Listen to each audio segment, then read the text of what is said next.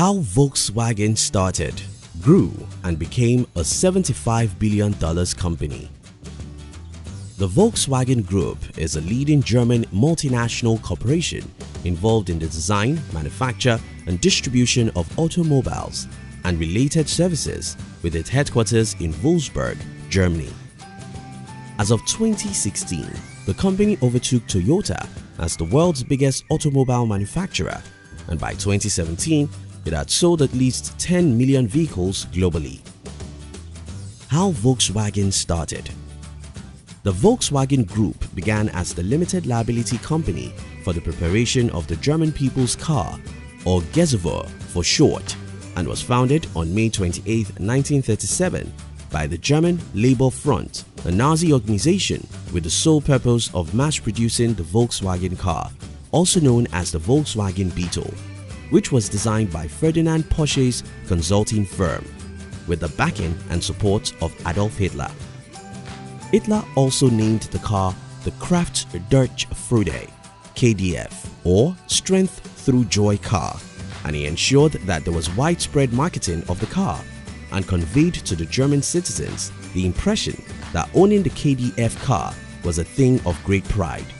And since the car was low priced, they were to see that the National Socialist government was also providing for their needs.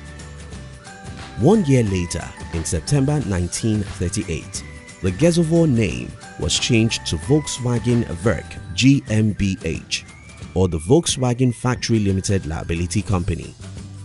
Volkswagen Werk GmbH had a factory built near Vollersleben.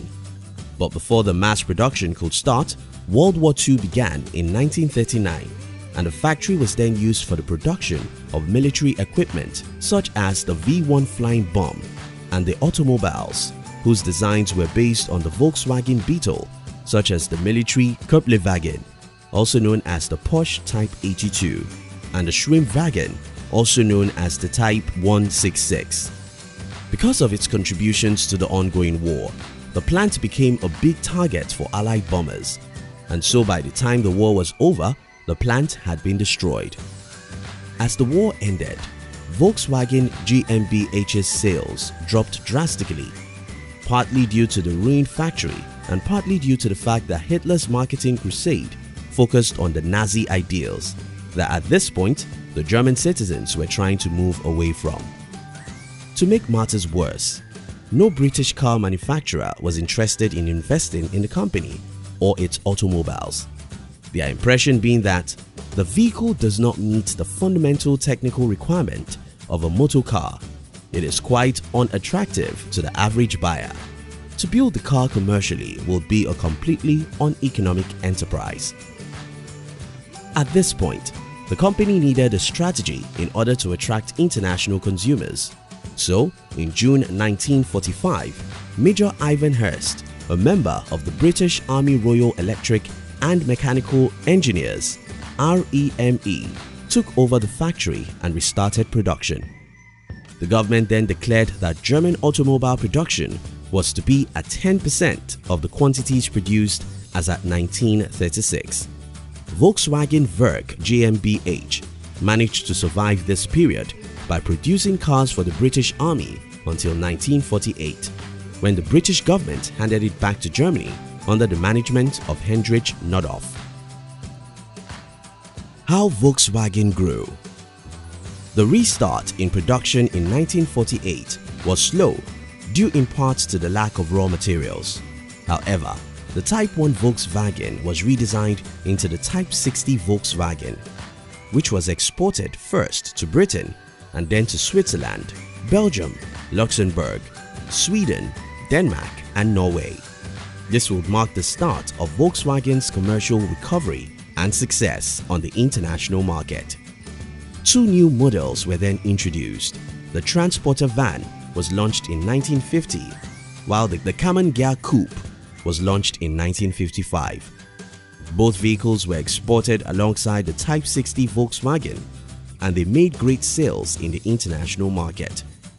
Although in the beginning, the fact that the cars were small in size, had a weirdly rounded appearance, and had a connection to the Nazis in Germany affected the Americans' impression and purchasing interest in the vehicles.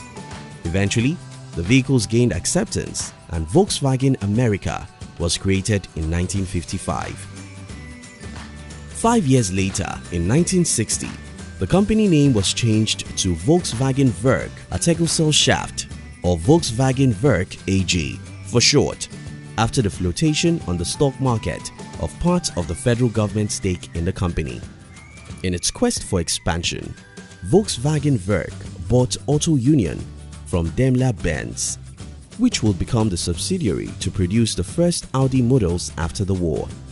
Auto Union then went on to merge with another German manufacturer called NSU Motorenwerk AG, resulting in a new company called the Audi NSU Auto Union AG in 1969.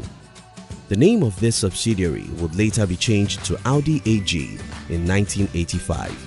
As the company continued to grow, by the late 1970s, Volkswagen AG began to venture into other activities such as leasing and distribution. It was during this period that the acronym VAG was introduced to represent the company as a group. In 1982, Volkswagen Group signed an agreement to cooperate with SEAT, a Spanish car manufacturer.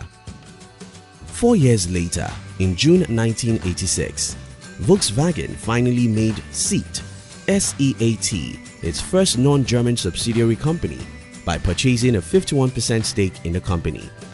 By December of the same year, the controlling stake had increased to 75%, making Volkswagen a major shareholder in the Spanish company, and by 1990, Volkswagen took full ownership of SEAT SEAT by buying the entire company.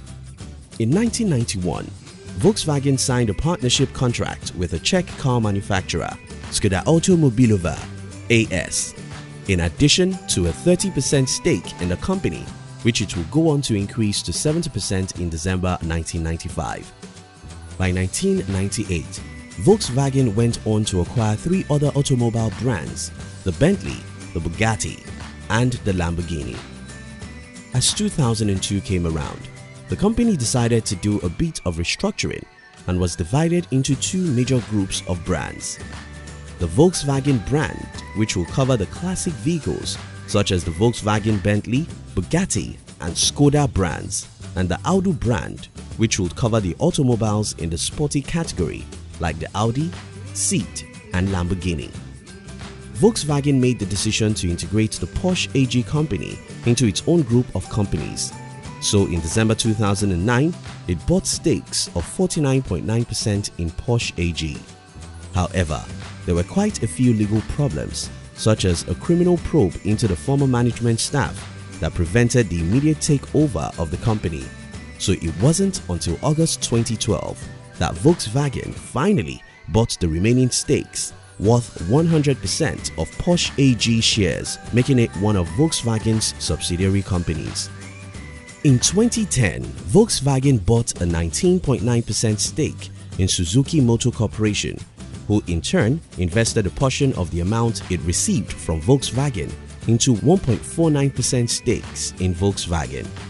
Unfortunately, the mutual investment didn't last more than a year because in 2011, Suzuki filed a lawsuit appealing the return of the 19.9% shares from Volkswagen.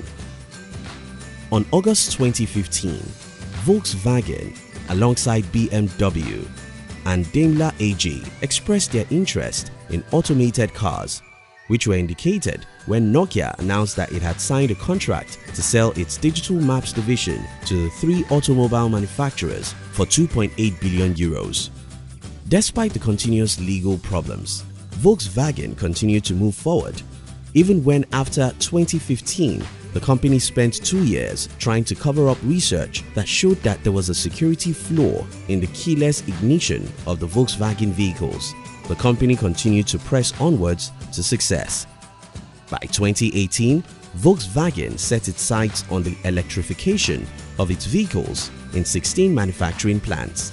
It invested $48 billion on electric vehicle batteries with the intention of fitting them into electric cars being built by the end of 2022. How valuable is Volkswagen now?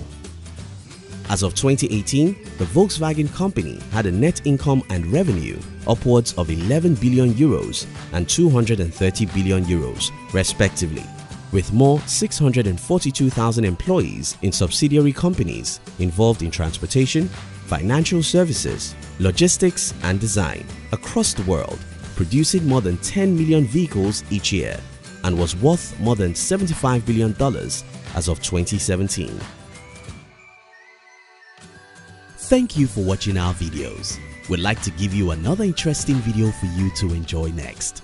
But before then, our team will be very happy if you can like this video and share it with your friends on social media. If you're new here, don't forget to subscribe so you won't miss other interesting videos like this. Look at your screen now to see 2 other videos we handpicked for you to enjoy next. We love you.